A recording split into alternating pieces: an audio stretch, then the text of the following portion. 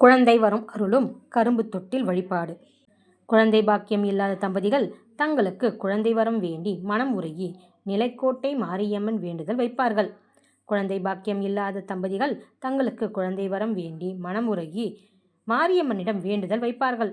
பின்னர் வேண்டுதல் நிறைவேறியதும் புத்தம் புதிய சேலையை மஞ்சள் நீரில் நனைத்து அதை கரும்பு தொட்டில் கட்டி குழந்தையை அதில் வைத்து நிலைக்கோட்டை முக்கிய வீதிகளில் வலம் வருவார்கள். பின்னர் நிலைக்கோட்டை மாரியம்மன் கோவிலை 3 முறை சுற்றி நேர்த்திக்கடன் செலுத்துவார்கள். இதையடுத்து தொட்டில் கட்டிய கரும்புகளை கோவில் முன்புள்ள நிர்வாகிகளிடம் ஒப்படைத்து காணிக்கையாக செலுத்துவார்கள். மாரியம்மன் கோவிலை பொறுத்தவரை ஆண்டுதோறும் ஆயிரக்கணக்கான கரும்புகள் பெருகிய வண்ணம் இருக்கிறது.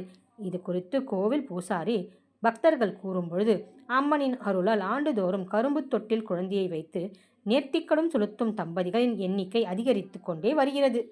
குழந்தை இல்லாத தம்பதிகள் திருவண்ணாமலை அண்ணாமலையார் உண்ணாமலை அம்மனையும் வணங்கி கோவிலின் தொட்டில் கட்டி கோவிலை வலம் வந்தால் குழந்தை இல்லாதவர்களுக்கு கருத்தரித்து குழந்தை பிறக்கும். நெடுநாட்களாக குழந்தை இல்லாமல் வாடிய தம்பதிகளுக்கு இனிப்பான செய்தியாக குழந்தை வரம் தரும் பொழுது பன்னீர் கரும்பில் தன் திருமண கூரை புடவையை தொட்டிலில் கட்டி அதில் குழந்தையை அமர வைத்து ஒரு முனை தாயும் ஒரு முனை தந்தையும் எடுத்து மாட வீதியில் உலா வருவார்கள்.